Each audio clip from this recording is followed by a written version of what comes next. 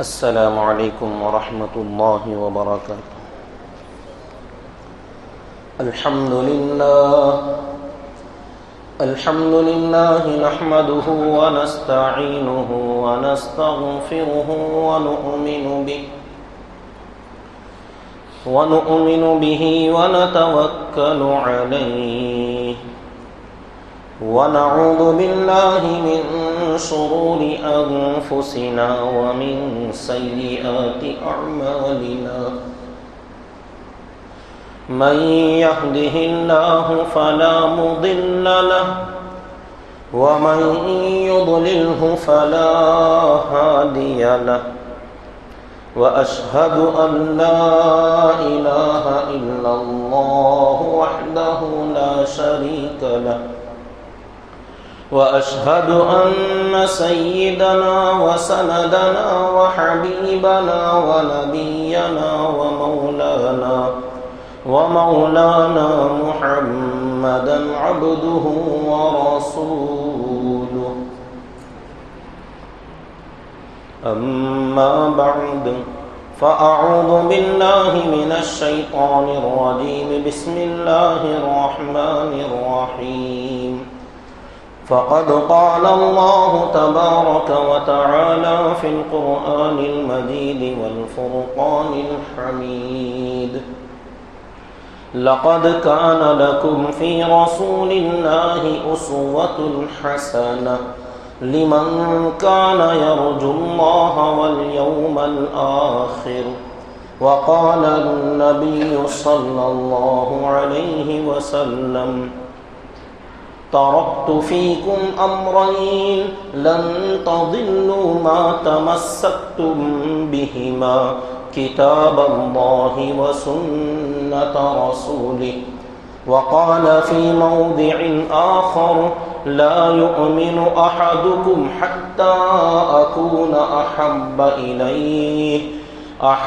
إليه من والده وولده والناس أجمعين، وقال في موضع آخر: لا يؤمن أحدكم حتى أحب لأخيه ما يحب لنفسه، وقال في موضع آخر: لا يؤمن أحدكم حتى يكون هواه تبعا لما جئت به، صدق الله العظيم وصدق رسوله النبي الكريم، ونحن على ذلك لمن الشاهدين والشاكرين، والحمد لله رب العالمين۔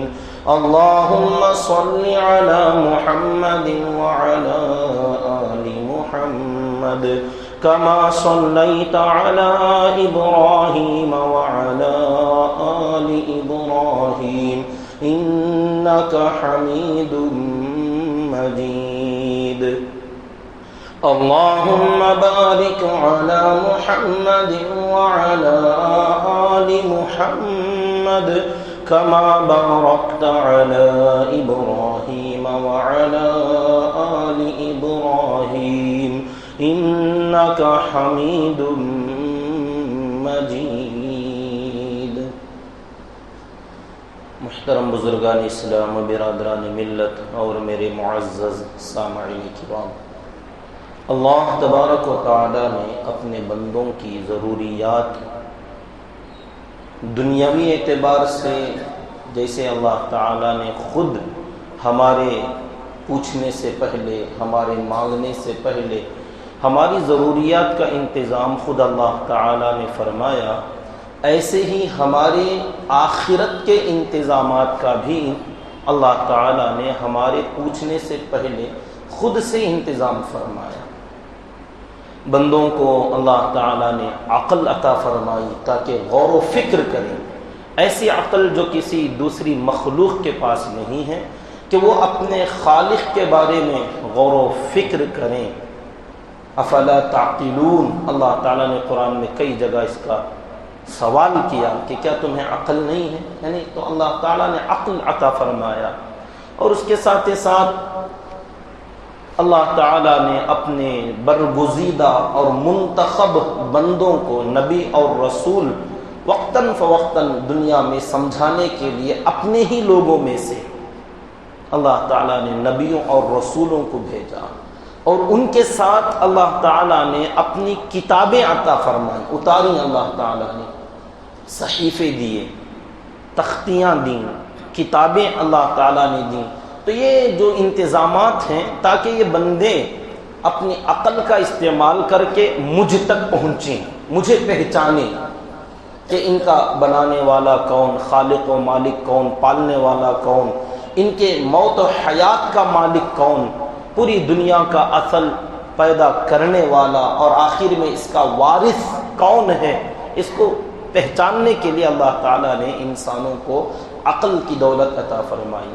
اور اگر اس عقل میں کبھی کچھ کنفیوژن ہو، بات سمجھ میں صاف صاف نہ آتی ہو، تو اس کا ڈائریکشن صحیح کرنے کے لیے عقل کی اس کی سمجھ کی لائن کو صحیح کرنے کے لیے اللہ تعالیٰ نے نبیوں اور رسولوں کو بھیجا، اور وہ حضرات آ کر سمجھاتے تھے کہ تم جو سمجھ رہے ہو یہ صحیح ہے یا غلط، تمہاری عقل کیسے استعمال کرنا چاہیے، اس کا استعمال کا طریقہ انبیاء اور رسل بتاتے ہیں۔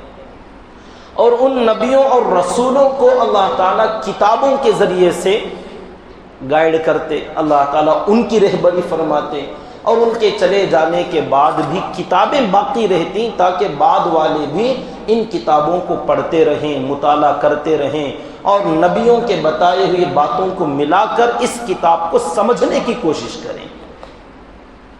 تو یہ اللہ تعالیٰ کا شروع دن سے بھی، جب سے دنیا میں انسان آئے تب سے یہ بندوں کی آخرت کی تیاری کا اللہ تعالیٰ نے یہ بہترین انتظام فرمایا ہے کہ صحیح اور غلط کو پہچانے، حقیقت دنیا کو پہچانے، اور اس دنیا میں اپنے آنے کے مقصد کو سمجھیں اور اس کے مطابق اپنی زندگی گزاریں۔ ہر دور میں اللہ تعالیٰ نے جیسے نبیوں کو بھیجا، قرآن کی تفسیر میں ہماری تفصیل کے ساتھ چل رہی ہے بات کہ ایک کے بعد ایک اللہ تعالیٰ نے نبیوں کو سلسلہ وار ایک کے بعد دیگرے اللہ نے مبعوث فرمایا۔ سب سے آخر میں آخری نبی، سب سے بڑے نبی، قیامت تک کے لیے نبی، امام الانبیاء، فخر الرسل صلی اللہ علیہ وسلم کو اللہ تعالیٰ نے مبعوث فرمایا، اور آپ کی کتاب کو بھی اللہ نے آخری کتاب بنایا، اور فرمایا اب اس کے اندر کوئی تبدیلی نہیں ہوگی، انا نحن نزلنا الذکر وانا له لحافظون، ہم نے ہی اس کو اتارا ہے اور اس کی حفاظت بھی ہم ہی کریں گے، کیونکہ یہ آخری ہے، اس میں کوئی چھیڑ خانی نہیں کر سکتا۔ تو ہمارے نبی پاک صلی اللہ علیہ وسلم جب تشریف لائے تو اللہ تعالیٰ نے اسی کتاب کے اندر یہ بھی فرمایا لَقَدْ كَانَ لَكُمْ فِي رَسُولِ اللَّهِ أُسْوَةٌ حَسَنَةٌ، کہ تمہارے جو رسول ہیں صلی اللہ علیہ وسلم، ان کی زندگی میں تمہارے لیے زندگی گزارنے کا ایک بہترین نمونہ اور اسوہ موجود ہے۔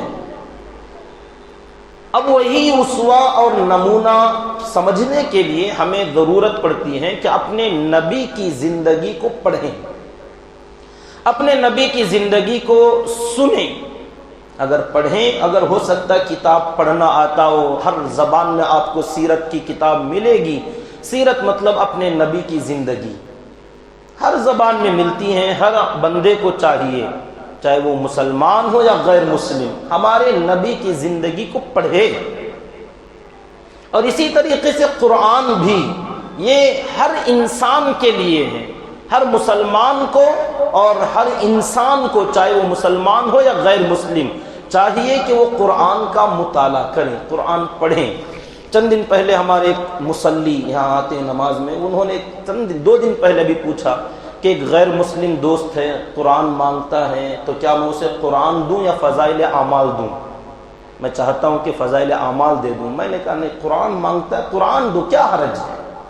قرآن کوئی ہماری جاگیر نہیں ہے، ہماری کتاب نہیں ہے، اس کو سمجھے۔ قرآن ہماری ہی کتاب نہیں ہے کہ اس کو ہم اپنی جاگیر بنا لیں کہ ہم جسے چاہیں دیں، جسے چاہیں نہ دیں، کوئی منع نہیں کر سکتا کسی کو بھی۔ ہر کوئی پڑھ سکتا ہے، ہر کوئی دیکھ سکتا ہے، ہر کوئی چھو سکتا ہے، ہر کوئی مطالعہ کر سکتا ہے، ہاں اس سے سمجھنا یا نہیں سمجھنا، ہدایت پانا یا نہ پانا، یہ الگ بات ہے۔ اللہ تعالیٰ نے فرمایا یضل بہ کثیرا ویہدی بہ کثیرا، بہت سارے لوگ قرآن پڑھتے ہیں، قرآن سنتے ہیں، سمجھتے ہیں، مگر اسی سے بہت سارے گمراہ ہو جاتے ہیں اور اسی سے بہت سارے ہدایت پر آ جاتے ہیں۔ تمام کفار و مشرکین قرآن پڑھتے تھے، قرآن سنتے تھے، یعنی اللہ کے نبی صلی اللہ علیہ وسلم، کفار و مشرکین جو تھے اللہ کے نبی صلی اللہ علیہ وسلم کی قرآن کو سنتے تھے، آپ سناتے تھے انہیں۔ اب یہ الگ بات کتابیں موجود نہیں تھیں تو وہ پڑھتے نہیں تھے، ان کے پاس کتاب نہیں تھی، تو آپ صلی اللہ علیہ وسلم صحابہ کو بھی لکھ لکھ کر دے دیتے تھے، کسی کے پاس ایک ورق میں ہے، کسی کے پاس ہڈی میں ہے، کسی کے پاس کاغذ میں ہے، پورا قرآن ایک جگہ نہیں تھا، اس لیے کفار اور مشرکین پڑھتے تو نہیں تھے مگر سنتے ضرور تھے۔ ابو جہل، عتبہ، شیبہ، تمام واقعات گزر چکے پہلے۔ حضرت عمر رضی اللہ تعالیٰ عنہ جب آئے اپنی بہن کے گھر اور اپنے بہنوئی کے یہاں، تو اس وقت میں حضرت عمر فاروق رضی اللہ تعالیٰ کے بہن اور بہنوئی حضرت فاطمہ اور حضرت سعید بن زید رضی اللہ تعالیٰ عنہما قرآن کی تلاوت کر رہے تھے، مطالعہ چل رہا تھا، سبق چل رہا تھا۔ حضرت عمر نے پوچھا کہ وہ بتاؤ کیا پڑھ رہے تھے؟ اب ان کے ہاتھ میں وہ قرآن کے اوراق دیے گئے، یہ نہیں کہا گیا کہ نہیں پڑھ سکتے آپ، بلکہ بہن نے تو تھوڑی دیر کے لیے روکا کہ آپ غسل کر لیجئے، پاک ہو جائیے، لیکن اسلام میں آئے نہیں، ان کے ہاتھ میں دے دیا قرآن اور انہوں نے پڑھنا شروع کیا۔ طٰہٰ ما انزلنا علیک القرآن لتشقیٰ، اب قرآن مجید جب انہوں نے پڑھا تو ہدایت پایا۔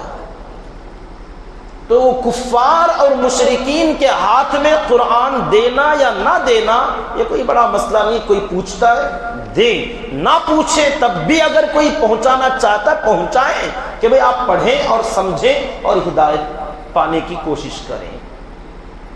اب یہ خیال ہمارا کہ وہ ناپاک ہوگا، وہ بے ادبی کرے گا، گستاخی کرے گا، کرے، وہ اپنی مرضی ہے، ویسے بھی وہ اللہ کی نافرمانی کرتے ہوئے، اللہ کے ساتھ شرک کرتے ہوئے پہلے ہی بہت بڑی بے ادبی کیا ہے۔ اب وہ قرآن کی بے ادبی، قرآن تو اللہ تعالیٰ کی ایک صفت ہے، کافر اور مشرک پہلے ہی اللہ کی بہت بڑی بے ادبی کیا ہوا ہے۔ اللہ کے ساتھ اس نے کئی خداؤں کو شامل کر دیا، اللہ کو چھوڑ کر غیروں کو اللہ کا پارٹنر، شریک، سہیم بنا ڈالا، اور اللہ تعالیٰ کا ساجی بنایا، ساتھی بنایا، کسی نے بیوی بنا دیا۔ تو کیا یہ کم گستاخی ہے؟ یہ اللہ تعالیٰ کے ساتھ کوئی چھوٹی موٹی بے ادبی ہے؟ بہت بڑی بے ادبی وہ کر چکے ہیں۔ اب قرآن اگر وہ بغیر وضو کے لیں گے، بغیر غسل کے لیں گے، کوئی حرج کی بات نہیں، یہ کنڈیشنز تو میرے اور آپ کے لیے ہیں۔ پاکی کا ہونا، طہارت کا ہونا، صفائی ستھرائی کا ہونا، وضو اور غسل کا ہونا، یہ ہم مسلمانوں کے لیے شرائط ہیں۔ اور اسی طریقے سے یاد رکھیے حلال اور حرام یہ بھی میرے اور آپ کے لیے ہے، کفار اور مشرکین کے لیے کوئی حلال اور حرام نہیں ہے۔ یہاں سے یہ بھی ایک مسئلہ حل ہوتا ہے۔ ایک ساتھی نے ابھی کل ہی ایک ساتھی نے پوچھا تھا کہ یہ جو عید کا موقع ہے، بہت سارے ہمارے غیر مسلم کاروبار والے، دکان تجارت والے، آزو بازو والے کچھ گفٹ کرتے ہیں، کھانے پینے کی اشیاء جیسے پھل فروٹ دیتے ہیں، تو کھا سکتے ہیں کہ نہیں کھا سکتے ہیں؟ بالکل کھا سکتے ہیں، کیوں نہیں کھا سکتے؟ جائز ہے۔ کمائی کا مسئلہ، بھئی وہ کمائی آپ اپنی کمائی پر دیکھیں کہ آپ کیا کما رہے ہو، دوسروں کی کمائی کے بارے میں اتنی تانک جھانک نہ کیا کرو۔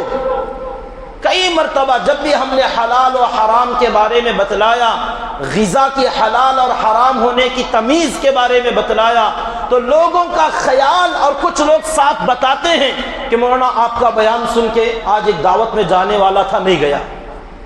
یہ کون سا بڑا تقوی کا کام آپ نے کیا؟ یار دوسروں کے کمائیوں کے بارے میں آپ کے پیٹ میں کیوں درد ہے؟ یہ شک اور شبہ کہ فلاں حرام کماتا ہے، فلاں حرام کاروبار کرتا ہے، یہ چکر میں مت پڑو۔ آپ اپنا خیال کرو کہ آپ کی کمائی کا کیا حال ہے، آپ کیا کماتے ہو، اور دوسروں کے بارے میں ظنوا بالمؤمنین خیرا، ایمان والوں کے بارے میں اچھا گمان رکھو۔ کہ ہو سکتا ہے بھی میں گنہگار، میرا بھائی تقوی والا ہوگا، مجھ سے زیادہ ڈر اس کے دل میں ہوگا، ہو سکتا ہے وہ جو دعوت کر رہا حلال کمائی کی کر رہا ہوگا۔ ہاں اگر آپ کو پکا پروف کے ساتھ، یقین کے ساتھ ثابت ہو جائے کہ نہیں یہ حرام مال کی دعوت ہے، تو اب مت جائیے، اب پرہیز کیجیے۔ خواہ سے شک کرنا، خواہ سے ڈاؤٹ کرنا، دوسروں کی کمائیوں کے بارے میں آپ کو انکوائری کرنے کی ضرورت نہیں۔ آپ غور کریں، ہمارے جو اکابرین آتے ہیں، بزرگان دین آتے ہیں، اللہ والے آتے ہیں، اسفار ان کے ہوتے ہیں، اجتماعات میں آتے ہیں، کوئی بھی اللہ والے آنے والے جس گھر میں بھی میزبان محلے والے، علاقے والے ان کو رکائیں گے، وہ انکوائری نہیں کرتے کہ کس کے گھر میں رکا رہے ہو، وہ باشرع آدمی ہے یا بے شرع، وہ حلال کماتا ہے کہ حرام، اور دعوت کس کے یہاں سے آ رہی ہے۔ جو صاحب دعوت ہے اس کو بلاؤ، اس کے کاروبار کی ہسٹری ہمیں بتاؤ، لین دین بتاؤ کہ وہ کیا کمایا، کیا جمایا، کیا کھلا، کچھ نہیں۔ کیوں؟ کہ جیسے ہم نے لوگ ہمیں سمجھ رہے ہیں یہ میزبان بھی ہمارا ہم سے زیادہ نیک ہوگا۔ ہم کیوں خواہ سامنے والے کو حقیر سمجھیں، فقیر سمجھیں، گنہگار سمجھیں؟ یہ بھی بہت بڑا گناہ ہے کہ آپ کسی ایمان والے کو گنہگار سمجھیں۔ یہ حق نہیں بنتا کہ کسی کو بھی آپ خواہ سے گنہگار ہونے کا شک کریں۔ کسی کی کاروبار میں آپ انکوائری کرتے ہیں تو اس کا مطلب یہ کہ آپ کو شک ہے، آپ کو ڈاؤٹ ہے، اور خواہ سے کسی ایمان والے کے بارے میں شک کرنے کی اجازت شریعت میں نہیں ہے، بلکہ گمان ہر ایمان والے کے ساتھ اچھا رکھنے کا حکم ہے۔ ظنوا بالمؤمنین خیرا۔ تو میرے حال بات بہت دور چلی جائے گی، مجھے آج سیرت سے ہٹ کر 3 ضروری باتیں، بہت ضروری، جو ماحول اور موقع کے حساب سے بے حد ضروری ہیں، وہ باتیں عرض کرنی ہیں۔ تو یہ جو مسئلہ تھا، کفار اور مشرکین اگر گفٹ دیتے ہیں کمائی ان کی، تو اس میں ایک مسئلہ یہ یاد رکھیں، اگر وہ اپنے یہاں سے پکا کر دیتے ہیں، گوشت وغیرہ کا مسئلہ تو بالکل ڈاؤٹ فل ہے کہ کفار و مشرکین حلال و حرام کی وہ تمیز کیے ہوں گے کہ نہیں کیے ہوں گے، کہاں سے گوشت لائے ہوں گے، اب وہ اس میں کچھ شک و شبہ ہوگا، اس لیے گوشت وغیرہ کی بات چھوڑ کر باقی چیزیں، میٹھا اور کوئی دوسری چیزیں، پلاؤ وغیرہ وہ جو بناتے ہیں، ویجیٹیبلز کی جو چیزیں بناتے ہیں، اس میں بھی ایک شک رہے گا کفار اور مشرکین کے بارے میں کہ بعض لوگ جو گائے کے پیشاب کو پوتر سمجھتے ہیں اور وہ لوگ اس کو پیتے بھی ہیں، اوپر بھی ڈالتے ہیں۔ بعض لوگوں کے بارے میں سننے میں آیا کہ وہ اپنے ایسے تہوار کے پکوانوں میں بھی کچھ قطرے ڈالتے ہیں۔ اگر یہ ثابت ہو جائے تو پھر ایسا پکا ہوا کھانا حرام ہوگا، یہ چیز نہیں۔ باقی جو سالڈ چیزیں ہوتی ہیں، پھل فروٹ، بنی بنائی چیزیں، مارکیٹ کی چیزیں، ایسی چیزیں جو دی جاتی ہیں، اس میں ایک شرط یہ ہے کہ جو پھل فروٹ مٹھائی وغیرہ آپ کو گفٹ دیا جائے وہ پوجا پاٹ کے سامان میں شامل نہ ہو۔ وہ جو اپنی مورتیوں کے سامنے پوجے کے لیے جو رکھتے ہیں، اس پوجا میں رکھا ہوا مال نہ دیا جائے، کیونکہ وہ غیر اللہ کے لیے مختص کر دیا گیا۔ اللہ کے علاوہ دوسرے خداؤں کے لیے، بتوں کے لیے ان کے سامنے رکھ کر ان کے لیے خاص کر دیا گیا۔ اور اللہ تعالیٰ نے فرمایا وَمَا أُهِلَّ بِهِ لِغَيْرِ اللَّهِ، اور جو جانور اللہ کے علاوہ کسی اور کے لیے کاٹا جائے، اسی طریقے سے کوئی بھی چیز اللہ کے علاوہ کسی اور معبود کے لیے چڑھا دیا جائے، اس کے لیے خاص کر دیا جائے، یہ حرام ہو جاتا ہے۔ تو سیب، کیلا وغیرہ جو پھل فروٹ ہیں، یہ تو ایک دم پاک صاف چیزیں ہیں، یہ لائے اور انہوں نے پوجا کے لیے رکھا، اس میں سے پرساد سمجھ کر اس میں سے کچھ تحفے کے طور پر تقسیم کر رہے ہیں، تو پھر یہ چیز حرام ہوگی کہ غیر اللہ کے لیے رکھی ہوئی چیز نہیں کھا سکتے۔ اور ان کے ہاتھ سے پکائی ہوئی چیز، اس میں تھوڑا یہ کلیئر کر لینا چاہیے کہ کیا یہ اس میں کوئی ناپاک چیز انوائٹ اس کے اندر انوالو کیے ہیں، شامل کیے ہیں تو حرام ہوگا، اور اگر اس طریقے سے اس میں کوئی غلیظ چیز، گندی چیز، ناپاک چیز نہیں ڈالی گئی تو پھر وہ کھانا جائز ہے، پکایا ہوا حلال ہوگا، کھا سکتے ہیں۔ باقی چیزیں ان کی کمائی سے اگر وہ کما کر لا کر ہمیں دیتے ہیں، تحفہ دیتے ہیں، مٹھائی دیتے ہیں، کھا سکتے ہیں، کوئی حرام بات نہیں، کوئی منع کی چیز نہیں ہے۔ اب سوال یہ ہوگا، شک یہ ہوگا کہ کیا وہ کمائی ان کی صحیح ہوگی؟ ان کے لیے تو حلال اور حرام سرے سے تھا ہی نہیں، سٹارٹنگ سے حلال اور حرام تب آئے گا جب وہ ایمان والے بنیں گے۔ اللہ تعالیٰ نے ایسے جتنے بھی احکام دیے ہیں وہاں فرمایا یا ایھا الذین آمنو، اے ایمان والو تم حرام نہ کھاؤ، اے ایمان والو تم لا تأکلوا الربا اضعافا مضاعفا، سودی کاروبار بڑا چڑھا کر مال لینا ایمان والو تم مت کرو۔ تو یہ جتنے بھی احکام اللہ تعالیٰ نے دیے وہ ایمان والوں کے لیے ہیں۔ کفار اور مشرکین کے لیے قرآن کا ایک ہی حکم ہے، وہ یہ کہ یا ایھا الناس اعبدوا ربکم، اے لوگوں اپنے رب کی عبادت کے لیے آ جاؤ۔ اے یا ایھا الناس قولوا لا الہ الا اللہ، اے لوگوں اللہ ایک ہے اس کی گواہی دے دو۔ ان کے لیے تو یہ تھی حکم کہ ایک اللہ کو مان لو، اور جب مان لیا تو اس کے بعد ہے نماز، روزہ، زکوٰۃ، حج، حلال، حرام، تلاوت، ذکر، یہ جتنے کنڈیشنز ہیں یہ سب ایمان والوں کے لیے ہیں۔ غیر ایمان والوں کے لیے ایک ہی مطالبہ ہے کہ ایمان لاؤ، ایمان لاؤ، ایمان میں داخل ہو جاؤ۔ جب وہ نہیں آئے تو باقی کوئی حکم ان کے لیے نہیں ہے۔ تو بہرحال یہ دو سوال ابھی تازہ کل پرسوں میں میرے سامنے آئے تھے کہ کفار اور مشرکین کوئی غیر مسلم قرآن پوچھتا ہے تو دے کہ نہ دے، دو کیوں نہیں دے سکتے؟ ان کی کتاب ہے قرآن، ان کی کتاب ہے، ہماری بھی کتاب ہے، قیامت تک آنے والے انسانوں کی کتاب ہے۔ اس پر کسی کا حق نہیں ہے کہ یہ ہماری ہی ہے۔ ہمارے رسول صلی اللہ علیہ وسلم یہ ہمارے اس لیے کہتے ہیں کہ ہم مانتے ہیں، ورنہ تو ہمارے نبی تو قیامت تک کے انسانوں کے رسول ہیں، رحمت للعالمین، تمام جہاں والوں کے رسول ہیں، انسانوں کے، جنات کے، جانوروں کے، چرند پرند کے، تمام مخلوقات کے لیے رحمت ہے ہمارے نبی، تو سب کے رسول ہیں۔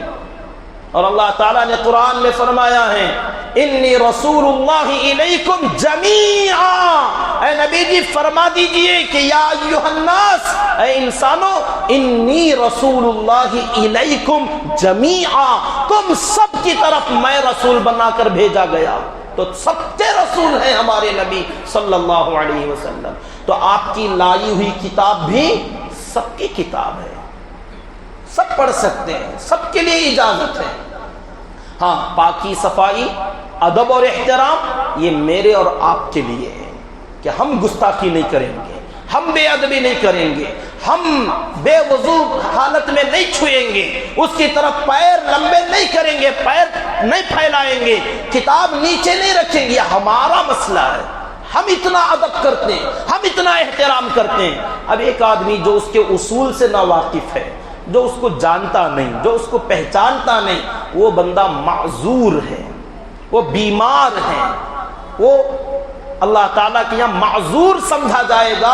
جب طائف کے لوگوں نے اللہ کے نبی صلی اللہ علیہ وسلم کے ساتھ بدتمیزی کی، اور اتنی بڑی بدتمیزی، اتنی بڑی گستاخی، الامان والحفیظ، آپ سے کوئی کہتا ہے میں بات نہیں کرنا چاہتا، آپ ہی ملے تھے اللہ کو رسول بنانے کے لیے، اوباش لڑکوں کو لگا دیا، پتھروں سے مارا، تالیاں پیٹی گئیں، آپ کو شہر سے نکالا گیا، بھگایا گیا، اتنی بڑی گستاخی، اور آپ آخر میں آ کر کہتے ہیں اے اللہ میری اس قوم کے اوپر رحم کر دے کیونکہ یہ لوگ مجھے جانتے نہیں۔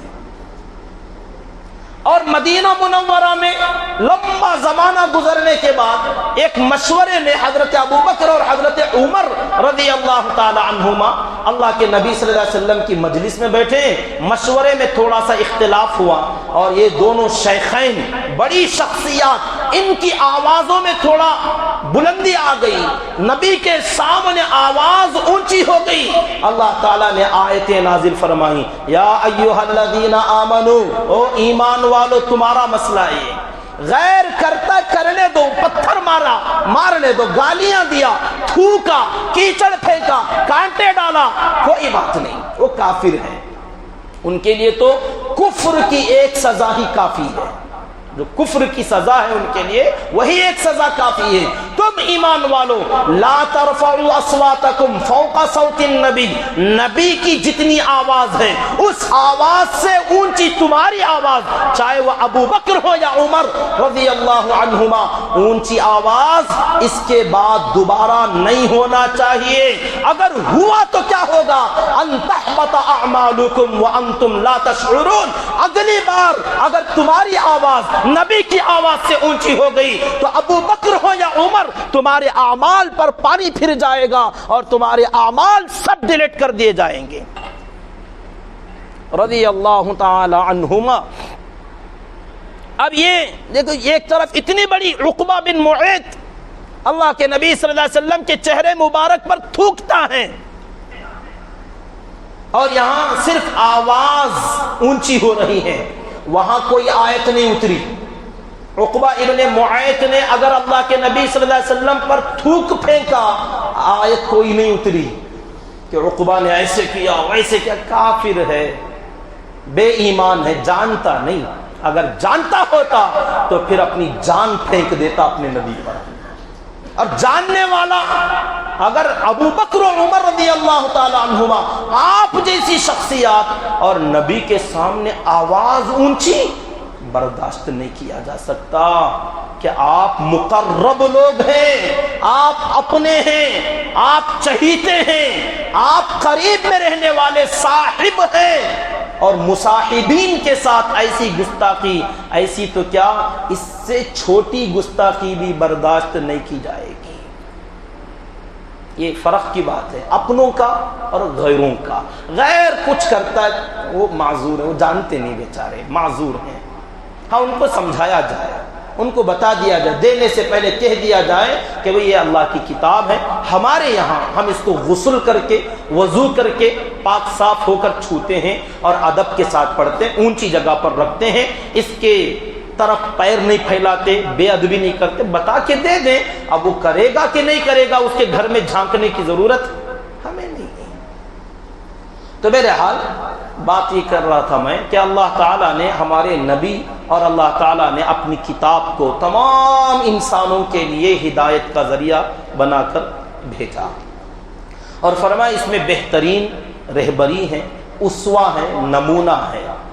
اب جب ہمارے نبی پاک صلی اللہ علیہ وسلم ہمارے یہاں تشریف لائے تو ہم جاننے والے، آپ کو جو جانتے ہیں، پہچانتے ہیں، مانتے ہیں، یہ جو ماننے والے ہیں ہمارے نبی پاک صلی اللہ علیہ وسلم سے، آپ کے اوپر ہمارا عقیدہ بھی ہے، آپ کے ساتھ ہماری عقیدت بھی ہے، ہمارے نبی پر ہمارا عقیدہ ہے، عقیدہ کہ آپ اللہ کے رسول ہیں، آپ آخری رسول ہیں، اور آپ تمام رسولوں کے سردار ہیں، اللہ کے بعد سب سے بڑا مقام آپ ہی کا ہے۔ یہ سب عقیدے کہ دل میں ہمیں اس کا یقین ہے کہ آپ اللہ کے نبی، آپ اللہ کے رسول، اور آپ سب سے آخری، آپ کے بعد کوئی نبی اور رسول آنے والے نہیں ہیں، اور آپ تمام رسولوں میں سب سے افضل، اور آپ اللہ کے بعد سب سے اونچا مقام رکھنے والے۔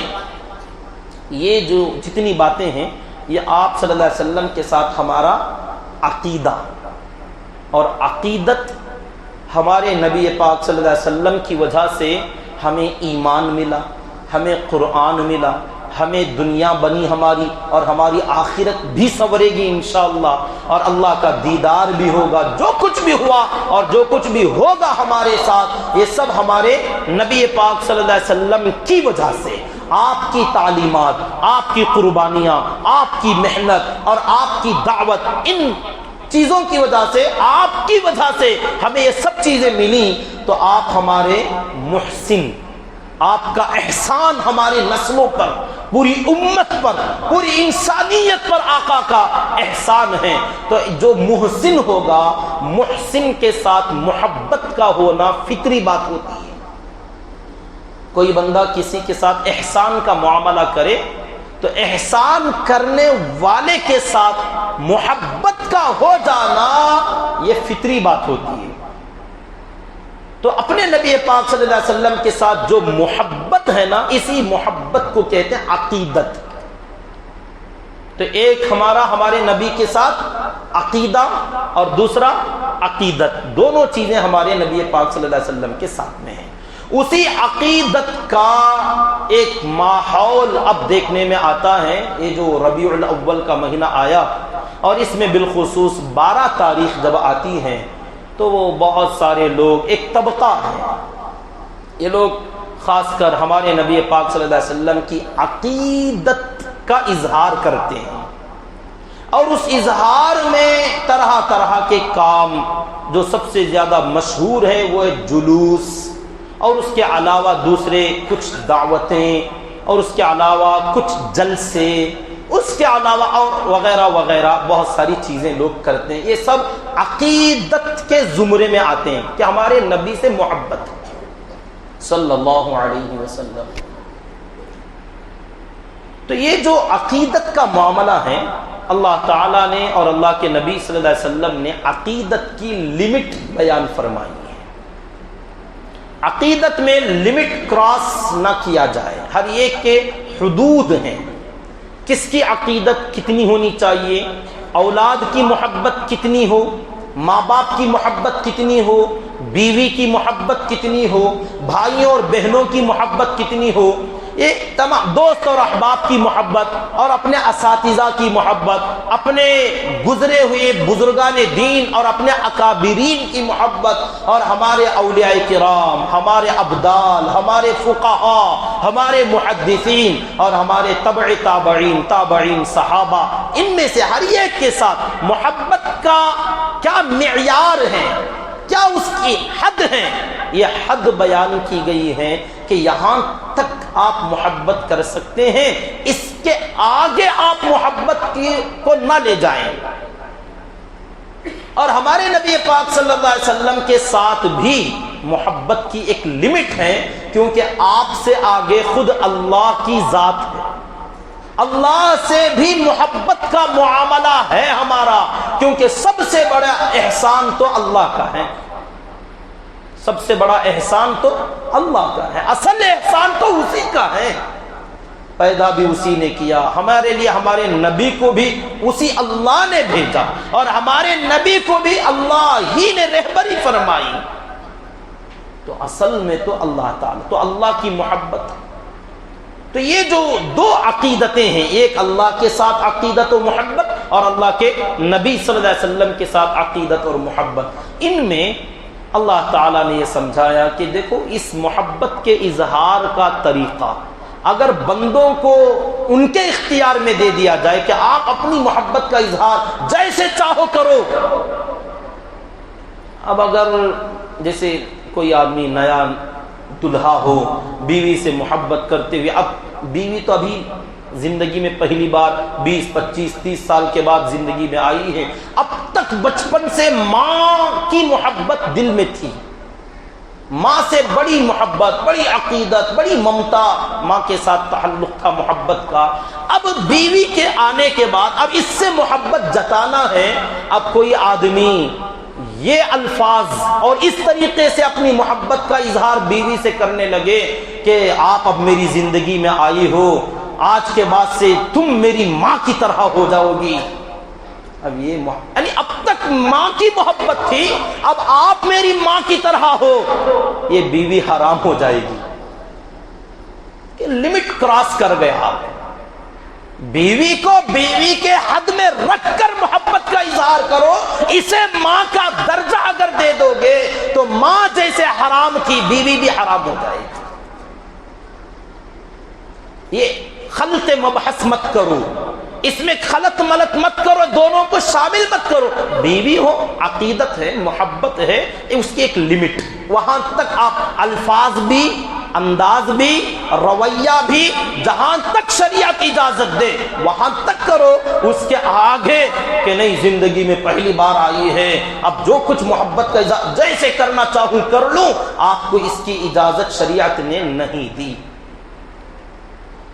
تو میرے حال بات بہت دور تک چلی جائے، ہر ایک کے ساتھ ایسے ہی معاملہ، اللہ کے نبی صلی اللہ علیہ وسلم کے ساتھ بھی محبت کے اظہار کا مسئلہ، صحابہ کرام نے بھی اپنے زمانے میں اپنی عقل کا ایک گھوڑا دوڑایا، سنیے احادیث میں موجود ہے۔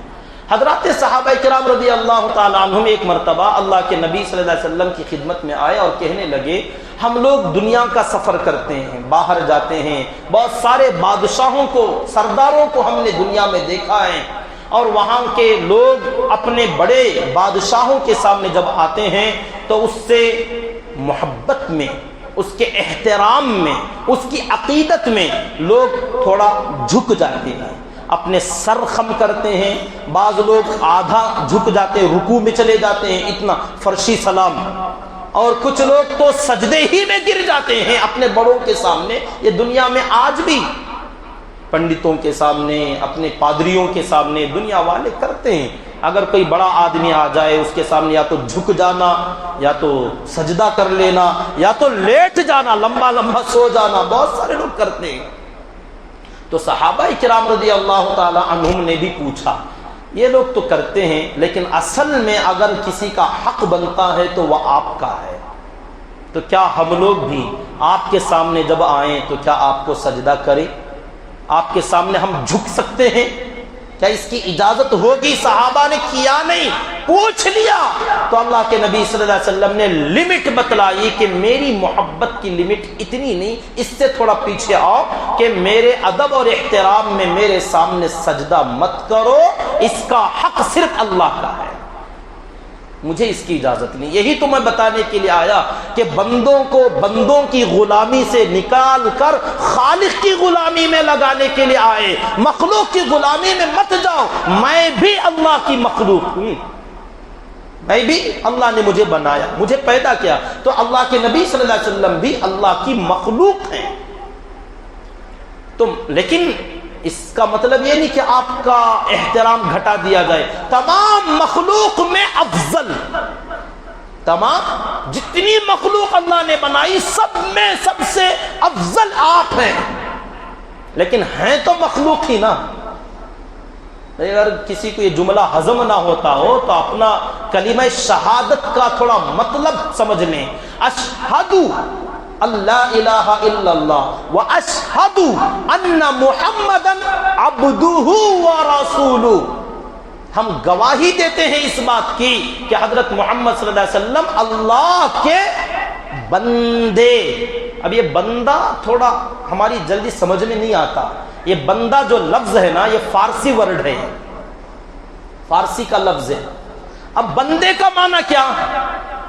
بندھا ہوا آدمی، بندہ بندھا ہوا، آزاد نہیں، بندھا ہوا۔ اللہ کے سامنے ہم بندے، اللہ کے بندے، مطلب جیسے ہم آزاد لوگ ہیں، ایک زمانہ ہوتا تھا غلاموں کا، تو غلام باندھ دیا جاتا تھا، بازار میں لایا جاتا تو باندھ کر، اور جب آقا خرید کر لے جاتا تو اپنے یہاں اس کے لیے کنڈیشن جو ہوتے تھے بندھنے کی طرح کہ جہاں ہم بولیں وہاں جاؤ گے، جہاں جانے سے منع کریں وہاں نہیں جاؤ گے، جو کام کرنے کو کہیں وہ کرو گے، اور جس کام سے منع کریں اس سے رک جاؤ گے۔ یہ جو کنڈیشنز ہیں یہ باندھ دینا، ہاتھ پاؤں تمام اعضاء کو باندھ دیا گیا کہ یہ کریں گے یہ نہیں کریں گے، یہاں جائیں گے یہاں نہیں جائیں گے، یہاں دیکھیں گے یہاں نہیں دیکھیں گے، یہ سب باندھ دیا جانا۔ تو جو بندہ اس میں بند جائے گا وہی ہے بندہ۔ اللہ کے نبی صلی اللہ علیہ وسلم بھی کیا ہیں؟ عبدہ، اللہ کے بندے، اس کا دوسرا لفظ ہے اللہ کے غلام، بندھے ہوئے۔ اگر آپ کو اب بھی یقین نہ آئے، 28ویں پارے میں سورہ تحریم ہے، یا ایھا النبی لم تحرم ما احل اللہ لک۔ ایک مرتبہ واقعہ بڑا طویل تفصیلی واقعہ، آپ صلی اللہ علیہ وسلم کو کسی بات پر قسم کھانا پڑا اور آپ نے قسم کھا لی کہ آج کے بعد سے میں شہد ہرگز نہیں کھاؤں گا۔ اللہ تعالیٰ نے آیت اتاری، یا ایھا النبی، اے نبی جی لم تحرم ما احل اللہ لک، اللہ نے جو چیز آپ کو حلال کی ہے آپ اسے اپنے آپ پر حرام کیوں کر رہے؟ کس نے اجازت دی؟ میں نے کہا آپ کو شہد تو میں نے حلال کیا، آپ اپنے آپ پر حرام کیوں کر رہے ہو؟ آپ کو اس کا اختیار نہیں، آپ کو اس کی اجازت نہیں، قسم توڑو اور حلال کی ہوئی چیز کو استعمال کرو۔ بندے ہیں نا، خدا تو نہیں، خدا کے بندے ہیں۔ تو میرے حال اس کو سمجھیے، اللہ کے نبی صلی اللہ علیہ وسلم بھی عبدہ و رسولہ، اللہ کے رسول ہیں، مگر رسول ہونے سے پہلے آپ بھی اللہ کے بندے ہیں۔ تو بندے کے ساتھ ایک عقیدت جس لحاظ سے کیا جانا چاہیے اس لحاظ سے کیا جائے، اس لحاظ میں پھلانگا نہ جائے، آگے نہ چلا جائے کہ ہم اپنی مرضی سے جو چاہے کر لیں گے، جیسے چاہے کر لیں گے، اس کی اجازت شریعت نے نہیں دی ہے۔ اب یہ جو ہمارے نبی پاک صلی اللہ علیہ وسلم کے ولادت کا جو مسئلہ ہے، یہ بہت بار بتا چکے ہیں کہ کیا اسی مہینے میں، مہینہ تو یہی ہے لیکن تاریخ کون سی تھی جس میں آپ کی ولادت ہوئی؟ روایتوں میں آتا ہے 8 تاریخ، 9 تاریخ، 12 تاریخ، اور بھی بہت ساری تاریخیں ملتی، مشہور یہ 3 تاریخیں ہیں۔ خود احمد رضا خان صاحب بریلوی نے لکھا ہے کہ صحیح روایت ہے 9 تاریخ کو ہمارے نبی کی ولادت ہوئی صلی اللہ علیہ وسلم، اور وفات بھی اللہ کے نبی صلی اللہ علیہ وسلم کی اسی مہینے میں ہوئی، ربیع الاول کے مہینے میں۔ اس میں بھی زیادہ صحیح روایت 12 ربیع الاول کی ہے۔ خیر چلیے مان لیتے ہیں حضور کی پیدائش بھی 12 کو ہی، وفات بھی 12 کو ہوئی ہے، تو کیا اس میں پیدائش کی خوشی یا وفات کا غم؟ یہ جو میلاد کا جو مسئلہ ہے نا، اس سے پہلے ہمارے بھی بچپن میں کچھ کتابیں ہیں ابھی بھی پرانے زمانے کی، ہم سنتے آتے تھے اس کو کہ 12ویں مطلب 12 وفات، 12 وفات، کچھ بڑے حضرات کے ذہنوں میں یہ لفظ ہوگا 12 وفات، اس کو کہا جاتا تھا پہلے کہ 12 تاریخ کو ہمارے نبی کی وفات ہوئی ہے، اس کا نام 12 وفات تھا۔ اب وفات میں زیادہ اچھلنے، کودنے، ڈانس کرنے، جلوس نکالنے زیادہ چانس نہیں بنتا، اس لیے بڑی چالاکی سے 12 میلاد بنا ڈالا۔ پیدا ہوئے، ہاں تو اب کیا کرو بھائی، پیدا ہوئے نا تو اچھلو ذرا، خوشی مناؤ۔ اب موقع ملے گا، وفات میں تو تھوڑا منہ مرجھا جاتا ہے، غم آتا ہے، تو غم میں کون اچھلے گا، کودے گا، کون کھائے گا، پیے گا؟ تو اس کو بڑے دھیرے دھیرے انداز میں اس کو 12 میلاد بنا دیا گیا، اور اس کے بعد 12ویں شریف، میلاد النبی، جشن۔ پہلے تو اس کو لگایا تھا صرف میلاد، پھر اس کے ساتھ ایک لفظ لگا عید میلاد، اب تھوڑا عید بھی لگا لو، اس کے بعد ایک اور اس کے اندر جڑ گیا جشن عید میلاد النبی۔ اب تو آپ کو نئے کپڑے بھی چاہیے، شو بھی چاہیے، اور تھوڑا آپ کو کھانا بھی چاہیے، ناچنا بھی چاہیے، کچھ گانا بھی چاہیے آپ کو، کیونکہ جشن ہے نا، یہ سب ایکسٹرا فٹنگ لوگوں نے کی ہے۔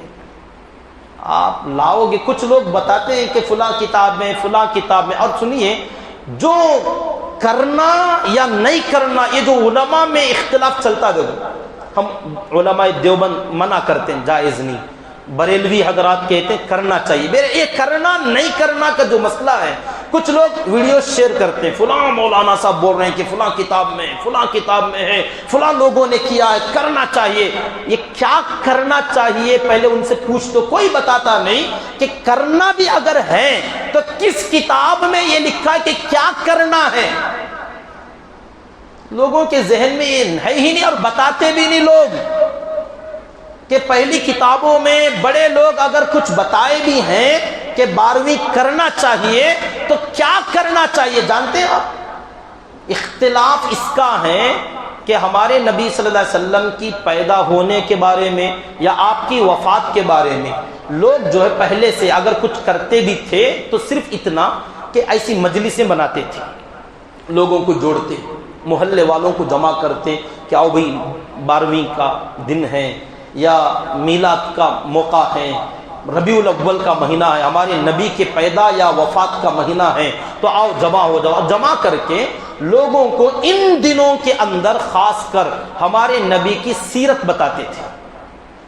ہمارے نبی صلی اللہ علیہ وسلم جب پیدا ہوئے تو پیدا ہونے سے پہلے آپ کے والد کا، والدہ کا، خاندان کا، دادا کا حال احوال، اور وہ ابرہہ کا آنے کا، وہ عام الفیل ہاتھیوں کا جو سال تھا اس کا تذکرہ، اور ہمارے نبی کی پیدائش کے وقت میں بی بی آمینہ کا حال، اور وہ ولادت کا مسئلہ، پیدا ہونے کے بعد دادا کا نام رکھنے کا، عقیقہ کرنے کا، کعبہ کے اندر لے جانے کا، یہ تمام واقعہ ان دنوں میں لوگوں کے سامنے بیان کرتے۔ اور اسی میں سے ایک دن حضور کی بیماری کا، مرض وفات کا، آپ کے انتقال کا، آپ کی بے ہوشی کا، آپ کے نماز کو آنے کا، اور حضرت ابوبکر کو نماز پڑھانے کے حکم دینے کا، یہ جو واقعات تھے ان واقعات کی مجلسیں بیان کرتے، مجلسیں منعقد کر کے ان واقعات کو بیان کرتے، اور اسی میں ہمارے نبی پاک صلی اللہ علیہ وسلم کی شان میں اشعار پڑھتے۔ نعت کی مجلسیں ہوتی تھیں، لوگ آتے، نعت پڑھنے والے نعت خوانی کرتے، ہمارے نبی کی شان میں بہترین اشعار پڑھتے تھے، نعت پڑھی جاتی تھی، بیان کیے جاتے تھے، آخر میں دعا ہوتی تھی۔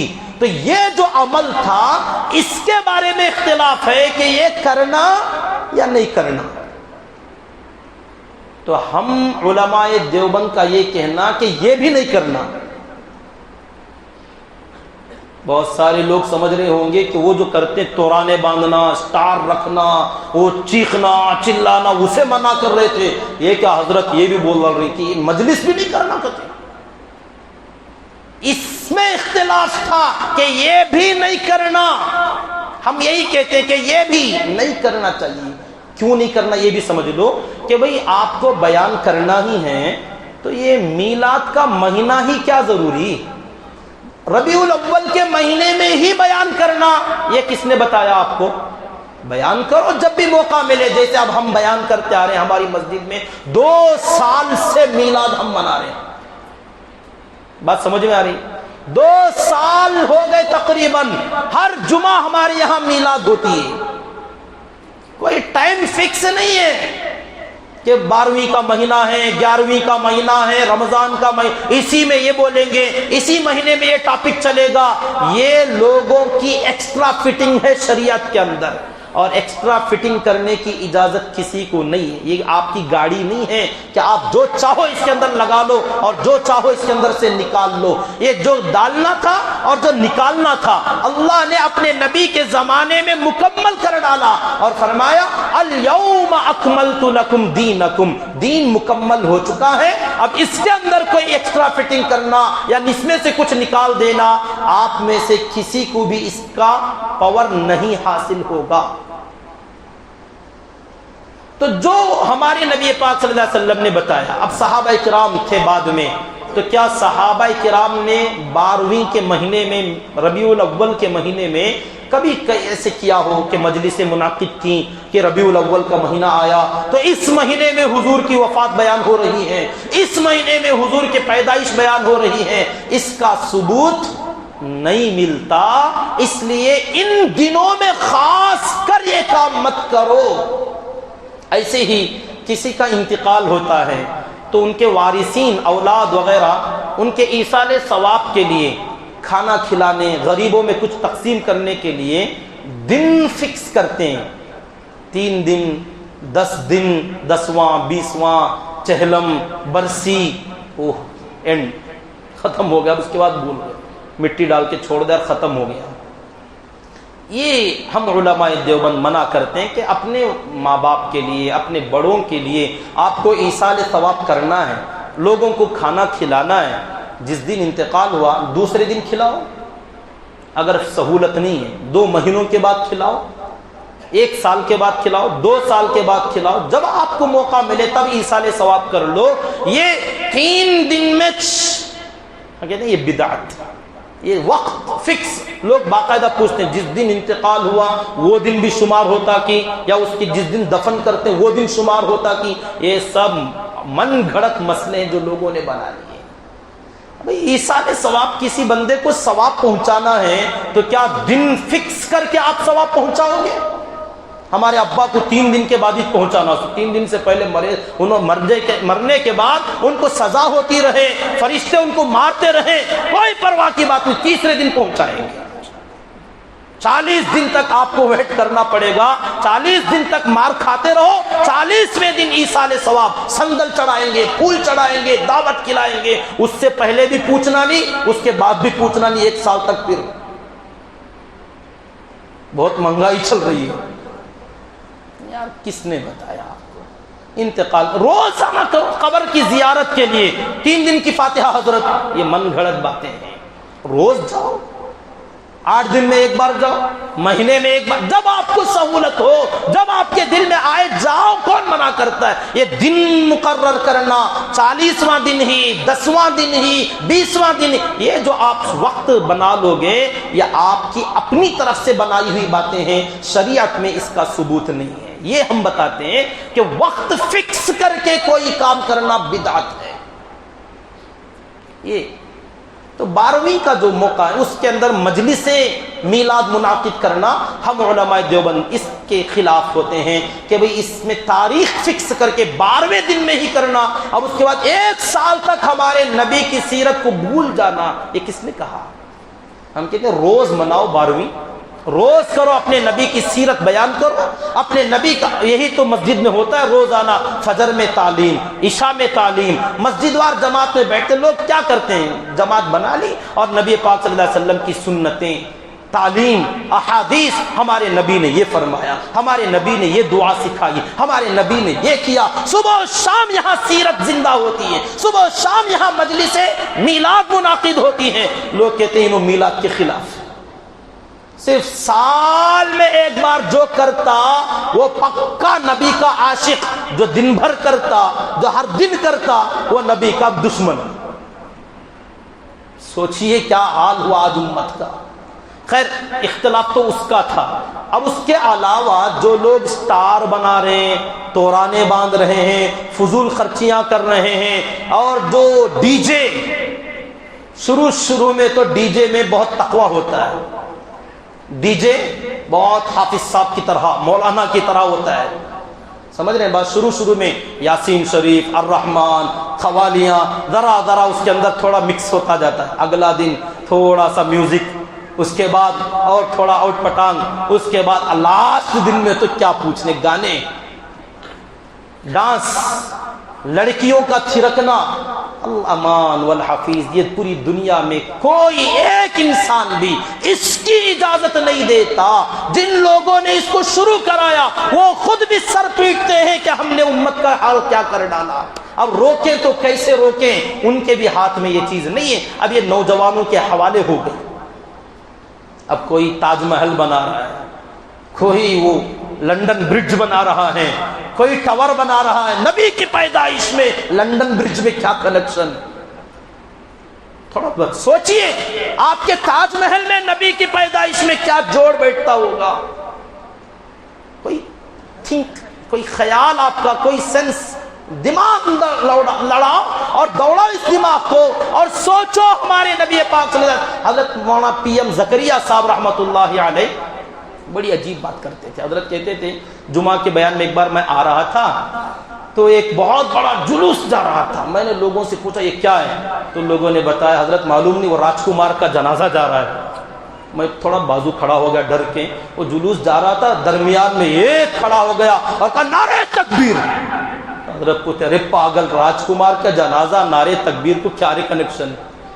اس میں کیا جوڑ بیٹھتا ہوگا؟ وہ کون اور یہ نعرہ کیا؟ اب اس میں اب نیا آ گیا۔ ہمارے بچے پوچھتے ہیں حضرت ٹیپو سلطان کی فوٹو کئی کو؟ میں کہتا ہوں بنانے والوں سے پوچھو، جو لوگ کرتے ہیں ان سے پوچھو۔ میلاد النبی اور ادھر ٹیپو سلطان کی تصویر، کیا کنیکشن؟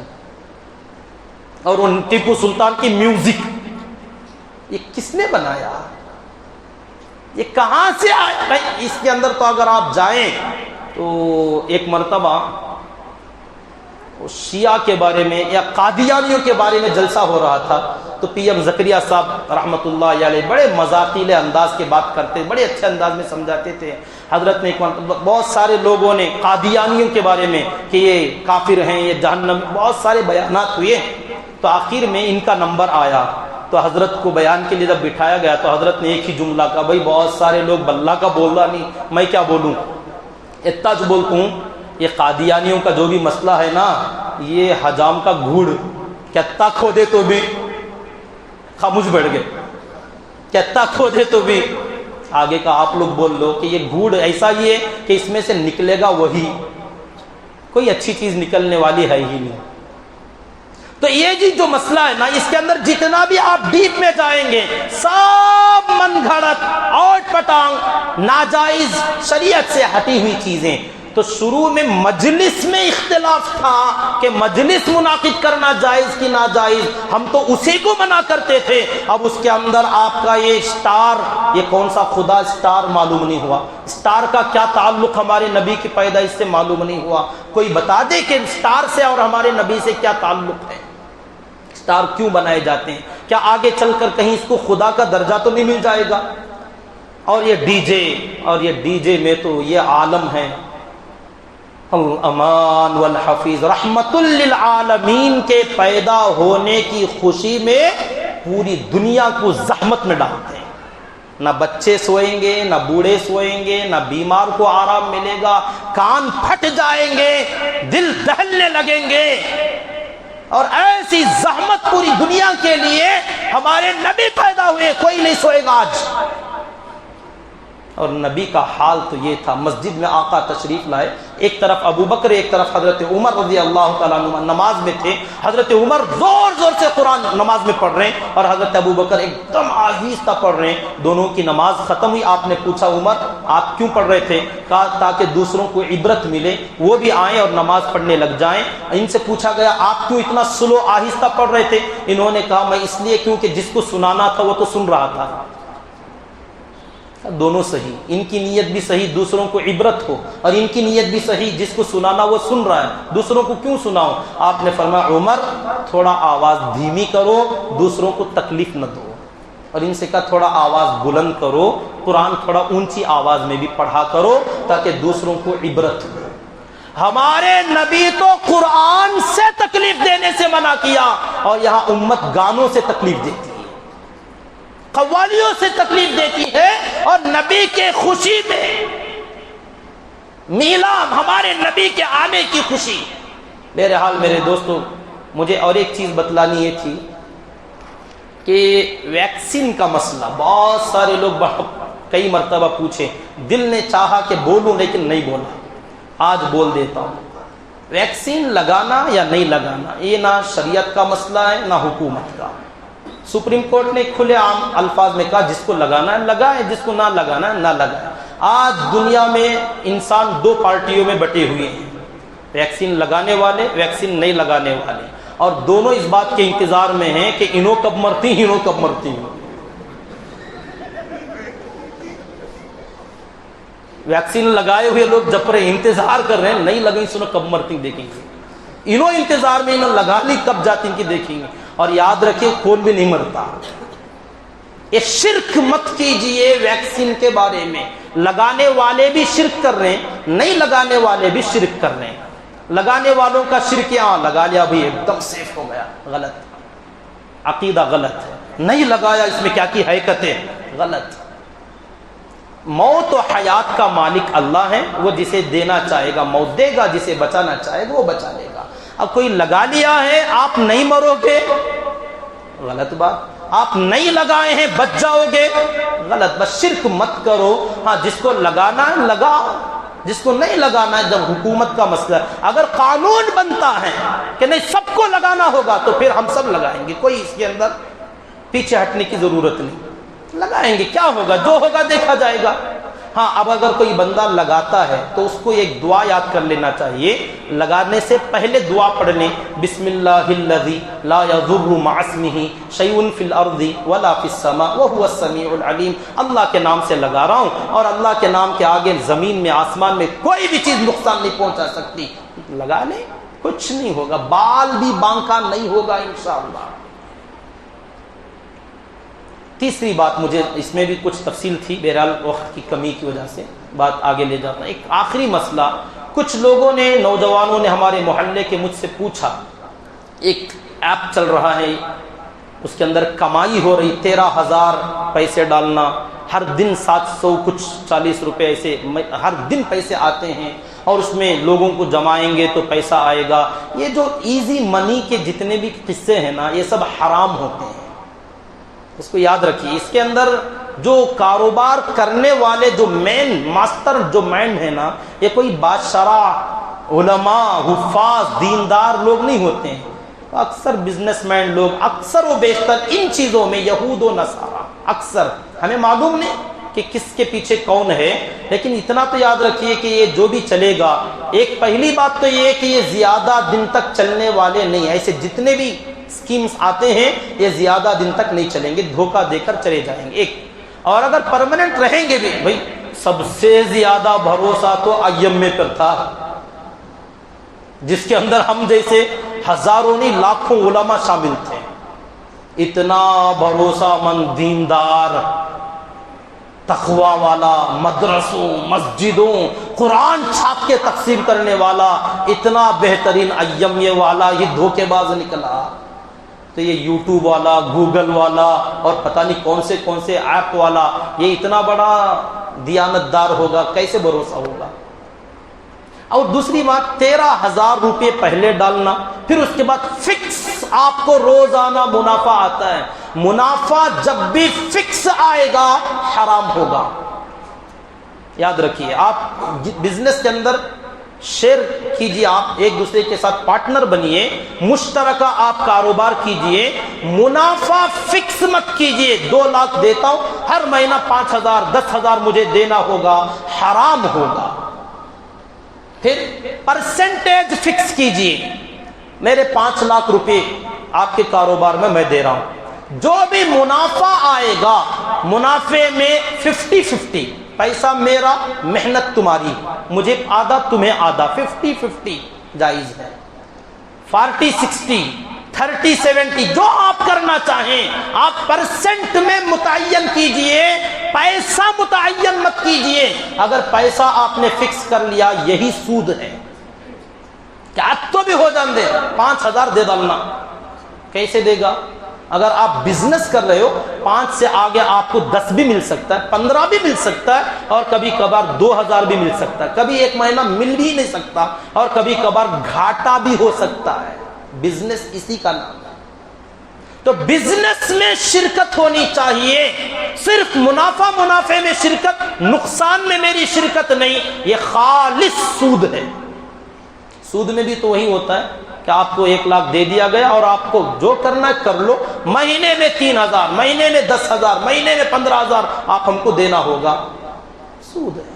فکس پیسہ مت کیجئے۔ اور یہ جو آپ کے اندر جو چل رہا، کچھ لوگ، یہ مجھے اس لیے بتانا پڑا، کچھ لوگوں نے مجھ سے سوال کیا، میں نے کہا اس ایپ کو میں تفصیل سے جب تک نہیں جانوں گا مسئلہ نہیں بتا سکتا کہ کیا ہے۔ کچھ وہ یوٹیوب میں کچھ ویڈیوز آتے ہیں، ان ویڈیوز کو دیکھنا اور اس کی فوٹو مارنا، اسے آگے شیئر کرنا، وہ کیا ویڈیو ہوگی، جو بھی ہوگی اسے، اب وہ کس کی ہوگی، وہ حلال کی ہوگی، حرام کی ہوگی، صحیح ہوگی، غلط ہوگی، اور کیوں شیئر کریں گے، کچھ پتہ نہیں۔ 13,000 پہلے کیوں دینا ہوگا، اور اس کے بدلے میں آپ کو ہر دن 740 کچھ روپے آئیں گے، یہ اس طریقے سے متعین ایزی منی جو ہوگا نا، یہ حرام ہوتا ہے۔ اور کچھ لوگوں نے یہ تک کہنا شروع کیا کہ شبیر مولانا سے پوچھے اور مولانا جائز بولے گئے تھے، اس لیے آج مجھے اوپن بولنا پڑ رہا، میں نے کسی کو جائز نہیں کہا، پوچھنے والوں سے میں نے گول مول کہا، مجھے معلوم نہیں، اس کی ڈیٹیلز بتاؤ، بعد میں بتاؤں گا۔ کسی نے بھی ڈیٹیلز مجھے نہیں بتائے، میں نے دیکھا بھی نہیں، اور کسی کو میں نے حلال ہونے کا جواب دیا ہی نہیں۔ ہاں اگر کوئی بتانا چاہتے ہیں بتائیے، تفصیل کے ساتھ دیکھیں گے، علماء سے رجوع کیجئے اور علماء سے اس کا جواب لیجئے، اس کے بعد آگے بڑھیے۔ مسئلہ یہ ہے کہ پہلے لوگ شامل ہو جاتے ہیں، ہمارے محلے میں سننے میں آیا کئی نوجوان شامل ہیں، پہلے شروع کرتے ہیں، بعد میں آ کے پوچھتے ہیں حضرت کر رہا ہوں جائز کی نہیں، حضرت طلاق 4 بار بول رہا ہوں، کیا اب پہلے کر کے اب ہم نہیں ہوتا، ہاں کیا جی نہیں ہوتا کہ ان کو، ارے یار عقل مند اگر ہو تو کرنے سے پہلے پوچھو نا. حضرت غصہ بہت آیا، کتنے بار بولو کوئی پوچھتا، ایک بار بولوں، 2 بار بولوں، 10 بار، حضرت اتنے بار بول ڈالا، غصے میں تھا، ذرا مینٹل ہو گیا تھا، پاگل ہو گیا تھا، دماغ ٹھکانے کو نہیں تھا، بول ڈالا، اب کیا کرنا. جب کر دیے تو ہم، ابھی آپ نے ذبح کیا، منڈی اڑ گئی، حضرت کیا کرنا. اس سے پہلے پوچھتے یار ذبح کیسے کرنا، آپ نے منڈی دھڑ سے الگ کر دیا، اب آ کے پوچھتے ہو، تو جو ہوگا وہی تو بتائیں گے نا، اس میں ہمارا کیا قصور، قصور تو آپ کا ہے. نہیں حضرت پیسے ڈال ڈالیے، آپ کوئی حلال کا رستہ بتاؤ، حلال کا رستہ ہم کیا ہوگا تو بتائیں گے، نہیں ہوگا تو نہیں بتائیں گے. اللہ حفاظت فرمائے. میرے حال میرے بھائیوں، یہ آج کی ضروری باتیں تھیں میلاد سے متعلق. ویکسین کے بارے میں تھوڑی تفصیل تھی، وقت کی وجہ سے نہیں بتا سکا. میرے حال اللہ تعالیٰ سے دعا کریں کہ اللہ رب العزت مجھے اور آپ کو کہنے سننے سے بڑھ کر عمل کی توفیق عطا فرما دیں. آمین. وآخر دعوانا ان الحمدللہ رب العالمین. جاتے ہوئے مسجد کے اخراجات کے لیے خوب دل کھول کر تعاون کرتے ہوئے جائیں. جو حضرات سنت نہیں پڑھیں وہ سنت پڑھ لیجیے.